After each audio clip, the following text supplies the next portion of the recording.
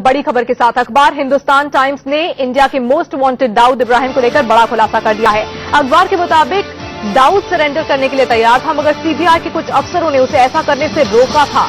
अखबार ने दिल्ली के पूर्व पुलिस कमिश्नर और सीबीआई के डीआईजी रहे नीरज कुमार के हवाले से लिखा है कि 1994 में उनकी दाऊद से समर्पण को लेकर 3 बार बात हुई थी। हर बार जब बात होती थी तो वो आरोप का जवाब देने के लिए तैयार नजर आता था, मगर उसे इस बात की चिंता थी कि समर्पण के बाद भारत में उसके दुश्मन उसकी कहीं हत्या ना कर दे। और नीरज कुमार के हवाले से जो खबर लिखी गई उसमें लिखा गया है कि खुद तो दाऊद सरेंडर करना चाहता था, लेकिन बातचीत आगे नहीं बढ़ पाई, बातचीत आगे बढ़ने नहीं दी गई। सीबीआई के कुछ अफसरों ने बातचीत को आगे नहीं बढ़ाया। क्या लिखा है इस अखबार में वो आपको दिखा देते हैं।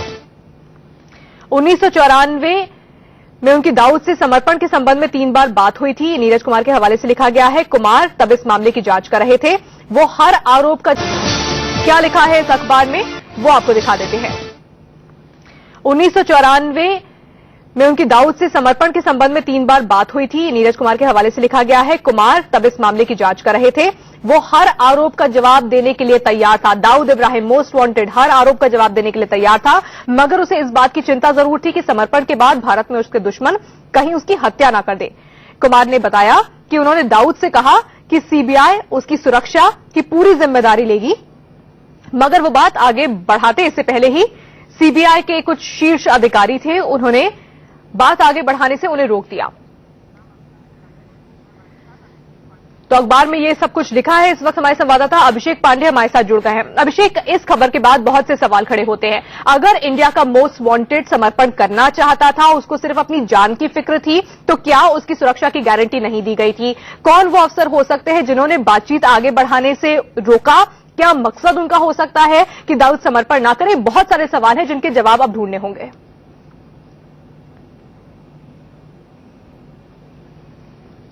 बिल्कुल तानिया, कई ऐसे सवाल हैं जिनका जवाब अब आना सामने बहुत जरूरी हो गया है, क्योंकि जिस तरह से नीरज कुमार ने एक तरफ से बड़े सवाल खड़े कर दिए कि वो खुद सरेंडर करना चाहता था। जो आरोप उस पर लगाए जा रहे थे सीरियल धमाकों की, क्योंकि सीबीआई हो या मुंबई पुलिस हो, तमाम अहम सबूत थे दाऊद इब्राहिम के खिलाफ। कहां मीटिंग हुई है, किसने प्लान किया है, आरडीएक्स से लेकर के तमाम टाइगर मेनन के भी नाम सामने आए, तो तमाम सबूत थे।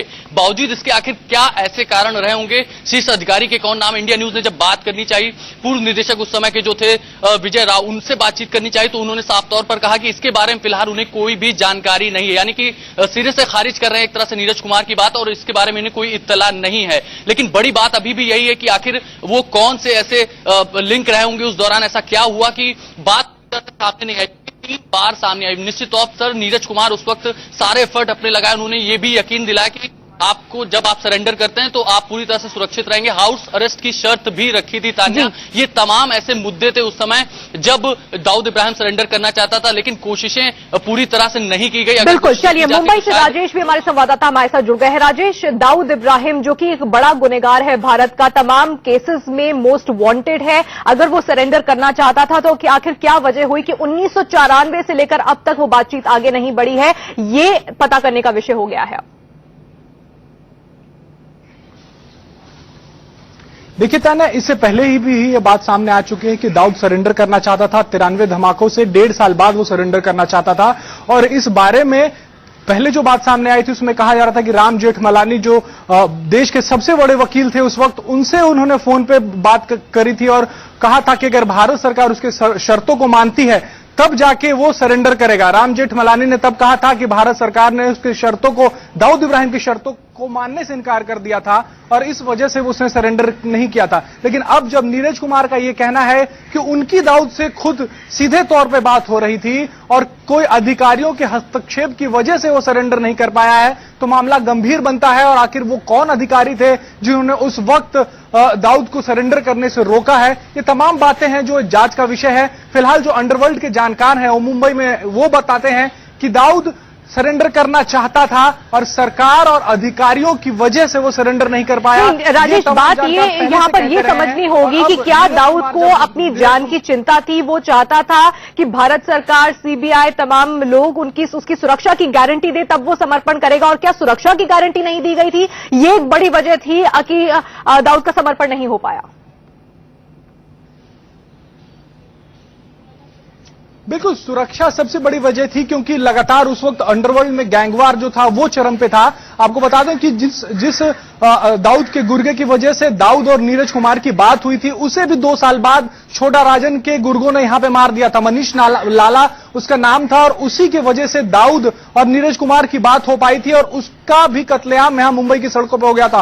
तो उस वक्त दाऊद की सुरक्षा बड़ी बात थी और दाऊद ने यही बार बार सरकार से इसका एश्योरेंस चाहा था कि वो जब मुंबई में आए और उसे जब गिरफ्तार किया जाए, उसे किसी जेल में रखा जाए तो उसकी जान को सुरक्षित रखने का वायदा सरकार करे। सरकार ने उस वक्त वायदा नहीं किया और अधिकारी जो नीरज कुमार जैसा बता रहे हैं कि अधिकारियों ने भी जब रोका है उस नीरज कुमार को आगे बात करने से, तो कहीं ना कहीं सरकार बैकफुट पे थी। सरकार के उस वक्त लोग जो थे वो नहीं चाहते थे कि दाऊद भारत में आए और यही वजह था कि भारत का सबसे जो मोस्ट वांटेड गैंगस्टर था, बिल्कुल, आज तक हिंदुस्तान राजेश, मैं आपके पास वापस लौटूंगी। इस वक्त सीबीआई के ex joint director NK Singh साहब हमारे साथ फोन लाइन पर जुड़ गए हैं। सिंह साहब, दाऊद इब्राहिम 1994 में सरेंडर करना चाहता था। नीरज कुमार का कहना है 3 बार मेरी बातचीत हुई थी, लेकिन सीबीआई के कुछ अधिकारी थे जिन्होंने इस बात को आगे नहीं बढ़ने दिया। कौन हो सकते हैं ये अधिकारी? क्या मकसद हो सकता है? अगर मोस्ट वांटेड सरेंडर करना चाहता है तो वो समर्पण क्यों नहीं हो पाया?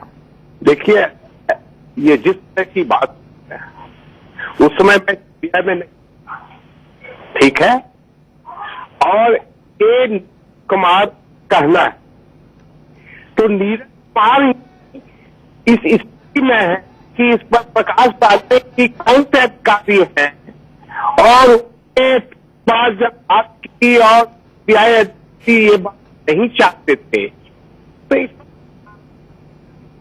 सिंह साहब, माफ कीजिए, आपकी आवाज इस वक्त ठीक तरह से हम तक नहीं पहुंच पा रही। आपसे दोबारा संपर्क करने की हम कोशिश कर रहे हैं, लेकिन बड़ी बात यह है कि दाऊद के समर्पण क्यों नहीं हो पाया? अभिषेक, क्या सिर्फ सुरक्षा की गारंटी नहीं मिलना एक वजह थी या फिर सीबीआई के जो अधिकारी थे कुछ और वजहों से नहीं चाहते थे कि ये समर्पण हो? ये एक बड़ा मुद्दा बन जाएगा।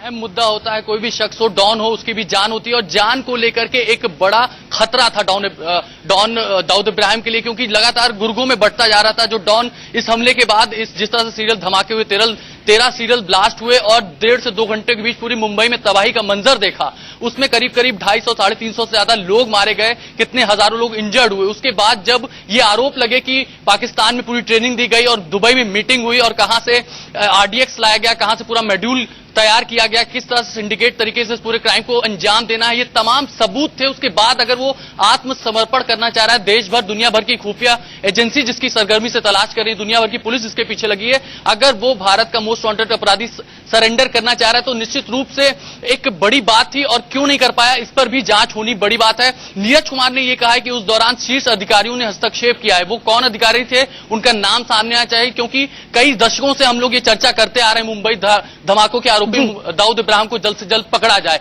अब ये एक बड़ा आईपीएस अधिकारी इस तरह का खुलासा किया है तो उस पर निश्चित रूप से ये नाम सामने आना चाहिए, आखिर कौन लोग थे वो अधिकारी। बिल्कुल, कौन लोग थे और क्या वजह थी, दोनों चीजें सामने आनी चाहिए। नीरज कुमार ये भी कह रहे हैं कि 3 बार तो दाऊद से बात हुई, दाऊद ने खुद भी उनसे संपर्क करने की कोशिश की, अपने गुर्गे के जरिए नीरज कुमार से बातचीत करने की कोशिश की और सीबीआई के आला अधिकारियों ने नीरज कुमार को बातचीत को आगे बढ़ाने से रोका। दाऊद ने खुद नीरज से संपर्क करने की कोशिश की थी। दाऊद के गुर्गे मनीष लाला ने दाऊद से नीरज की बात भी कराई थी।